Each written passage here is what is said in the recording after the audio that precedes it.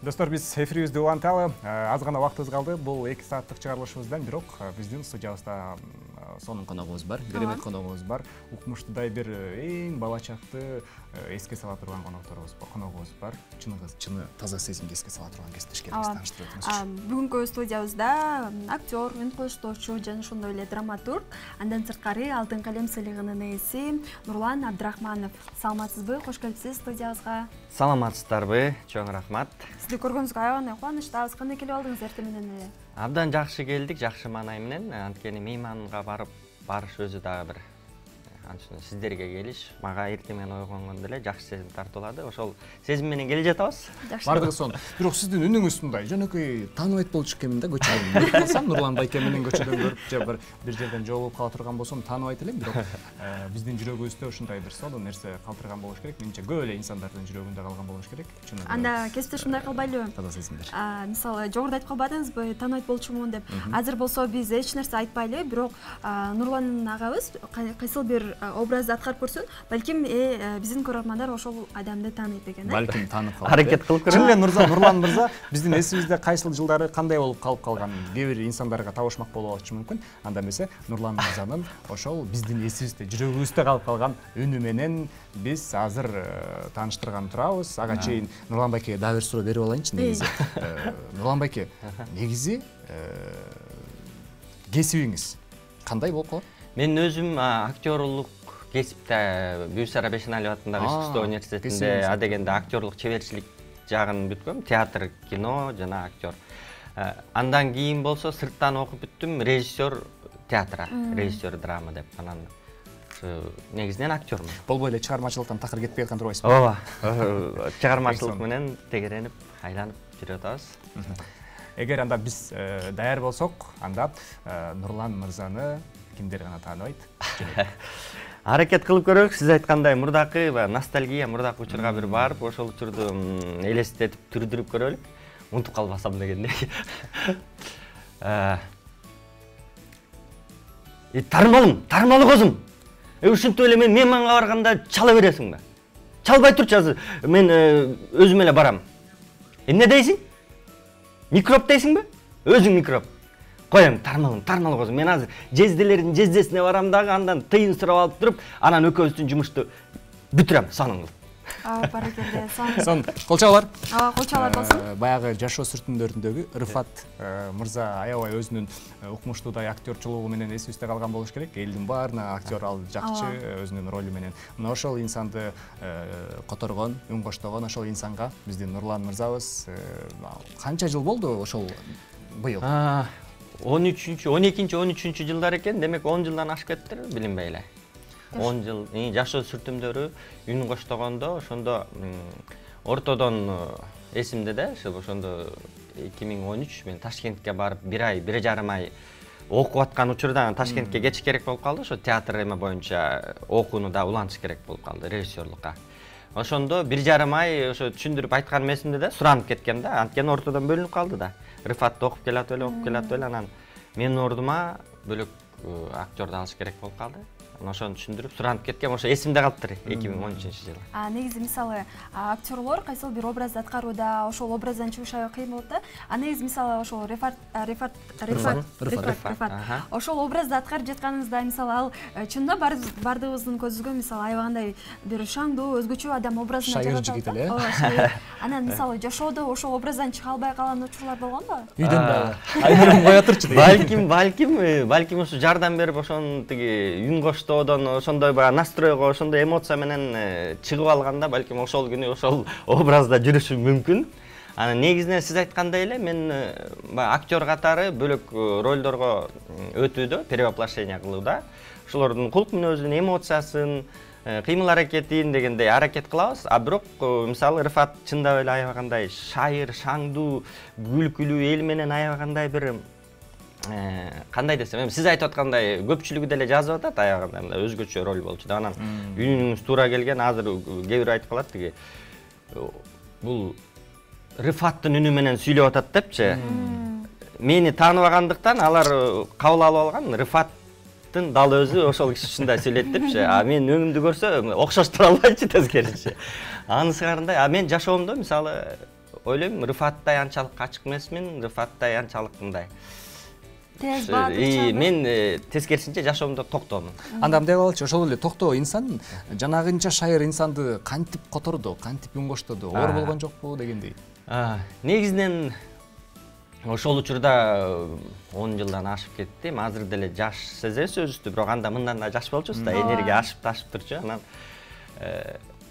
жеңил эле болду десем болот го дейм. Анткени эми ошого чейин окудук, сабак алдык, ага эжелерибиз 5 жыл окутту, ошо ролго кантип өтүш керек, кантип эме кылыш керек. Анан тигил жактан озвучкага келгенде да үндү тандады, үн менин үнүм дал келет экен ушул жаратылыштан берилген үнгө, тиги Рыфаттын каарманына үн туура келет экен деди.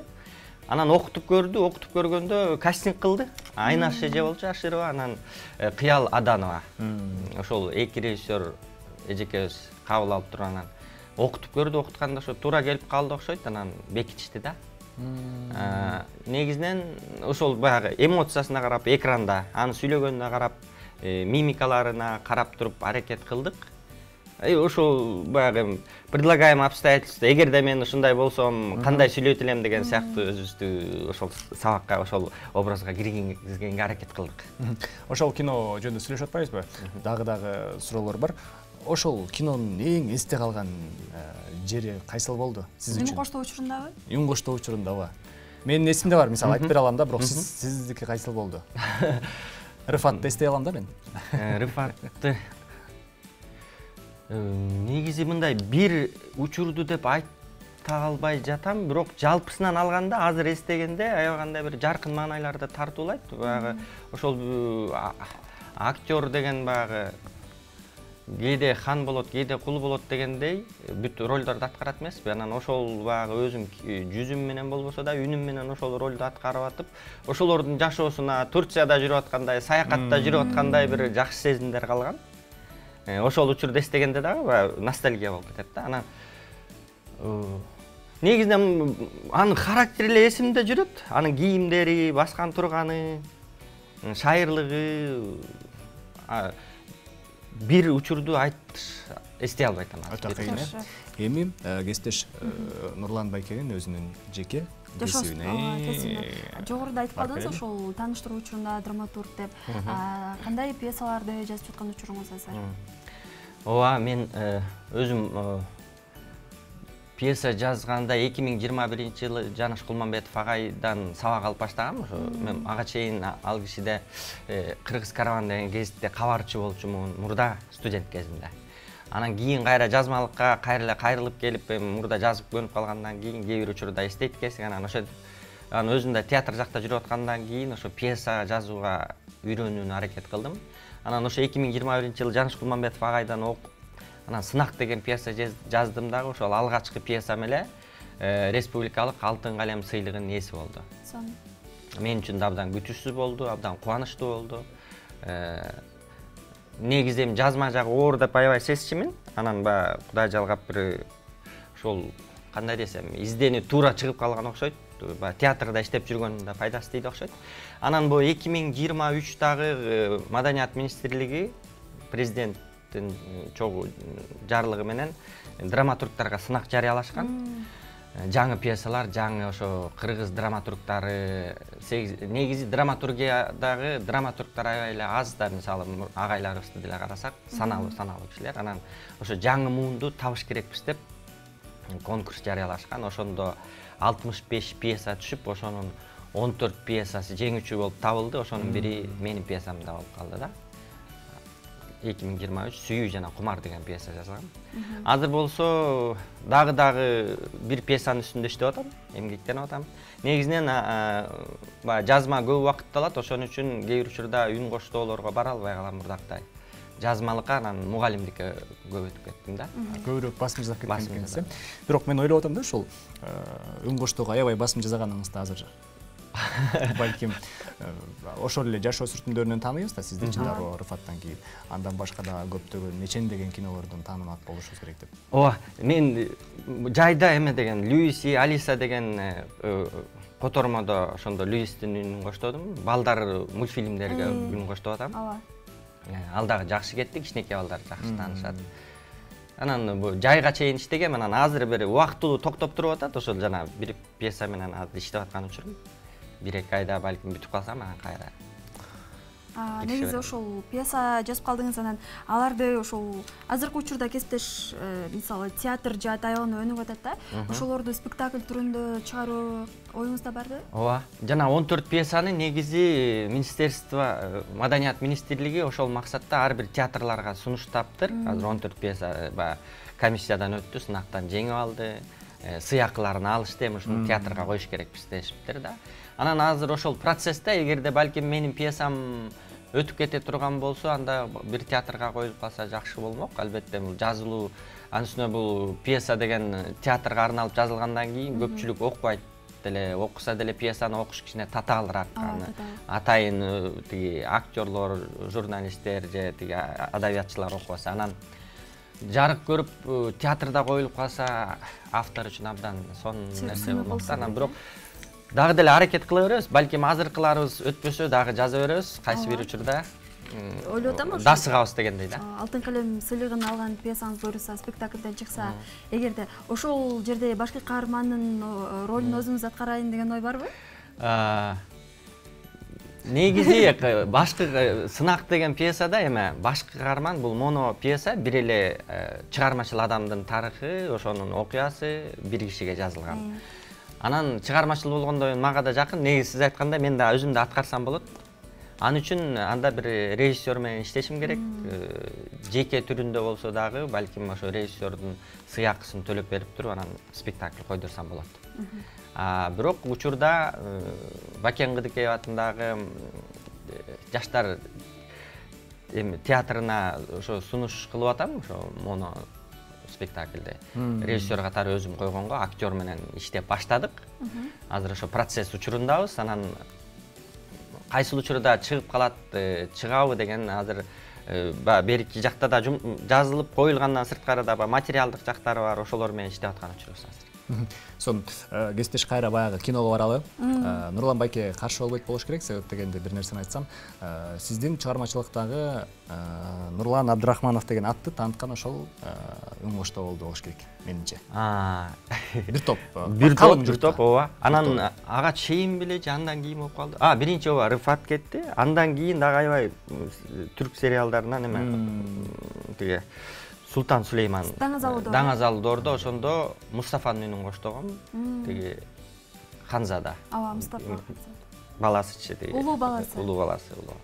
Анан ал дагы абдан жакшы кетти элге. Ушул нерсе үн коштоо менен сиз айткандай көптөр үнүм аркылуу да көп таанышат. Кечеде мисалы соода кылып атсак деле кээде мени көрбөй туруп эле бир нерсени сурасам мынтип карап калышат дагы. Ошондой бир учурлар болду да. Дал эле ошол экен, үнүңүз ошол экен, тааныдым деп. Коомдук жүргөн учурда да кээде үнүмөн таанып калышат. Мындай нерсе бар да. Ошол Даңазалдор жаш өсүртүмдөрүнөн кийин чыкты окшойт. Даңазалдорду көрүп атканда, могу Рыфаттын үнүн коштогон киши коштоптур муну карасаң деген инсандар, айткан инсандар аябай көп болгон болуш керек менимче. Кандай дейсиз? Бирок эки жакта эки башка кылганга аракет кылган. Ооба, тигинде кичине бир аз опурталдуураак. Рыфатта мисалы менин өзүмдүн жашоодогу үнүмө, мисалы сиздер менен сүйлөшүп аткандай бийигирээк кылып, анан анын кейипкердин сүйлөө манерасына жаратса, балким тезирээкпи же бийигирээкпи, эмоционалдуу аракет кылганбыз. Ал эми Мустафада болсо тескерисинче ал эми герой болуп атпайбы, тиги тарыхый инсан болгондуктан анан үнүн жоон кылганга аракет кылганбыз. Низкий сүйлөгөнгө. Режиссерлор иштешкен. Анан ошол себептен ал жагынан андай айырмачылыкты мен уга алган жокмун. Бирок байкаган балким болушу мүмкүн. Эми баары өзүбүздүн баягы жаратылыштагы үнүбүз да канчалык деле өзгөртөлү десек, баары таанылып эметип калышы мүмкүн. Сиз айткандай, мен андан сырткары эгерде котормодон сырткары кете турган болсок, ошол эле көчөдө баратып менин үнүмдү таанып калгандар таң калыш, өзүм таң калам да. Анткени мисалы Кыргызстанда 7 миллион, 8 миллион болуп атсак, ар бирибиздин үнүбүз ар башка болуп аткан сыяктуу эле мен үнүмдүн башкача экенин ошончо адамдын арасынан таанып алып атышкандары, демек ошо баягы жаратылыштын өзгөчө баары бир жана кар бири-бирине окшошпойт дейт го. Ошо сыяктуу биздин деле үнүбүз ошо окшошпойт окшойт да, айырмаланат окшойт. Ооба, туура айтасыз. Негизи мисалы ошончо үн ар кимиси өзүнчө уникалдуу болот. Анан айрыкча ушул сферада иштеп жатканда үн коштоо учурунда үнгө сөзсүз түрдө кам көрүш керек деген талаптар болобу силерде? Ооба, негизи мен өзүм тиги балдарга сабак берем, ошол жактан дагы баягы үнгө көп көнүгүү жасайбыз да, тиги дем алууга, үнгө. Дайыма жасап туруш керек. Бул эми жана тиги футбол же спортсмен өзүнүн машыгып келип туруп, машыкпай койсо семирип кеткен сыяктуу эле. Эгерде биз үн менен дайыма машыкпай турсак, үн кырылдай баштайт. Балким тамеки чегип же дагы бир нерселерди көп колдоно турган болсок, үн өзүнүн формасын жоготушу мүмкүн деп ойлойм. Анан дем алуу менен мисалы кээ бир учурда жайкысын каникулга чыгып кеткен учурда, сабак өтпөй же ошо үн боюнча иштебей калган учурда кийин келгенде үн бат чарчап калат да. Дайыма машыгууда, процессте жүрсөк, өзүнүн формасында жүрө берет. Сонун, Нурлан мырзага соңку суроолордон болсун. Сиздин үн коштоодогу эң кыялданган үнүңүз? Дүйнөлүк балким кинолор. Кимдин образын, кайсы легендарлуу инсандын үнүн коштогуңуз келет? Ой, бүтүсү суроо болду. Рыфат деле легендарлуу болуп калды. Рыфат эмес, бирок Нурлан байкенин үнү легендарлуу болду. Эми билбейм, негизи Голливудду ала турган болсок, сөзсүз түрдө жанагы Голливудду орусча которушат го, абдан мыкты которушат го. Тим эле өзүнүн оригиналдуулугундай көрөбүз го.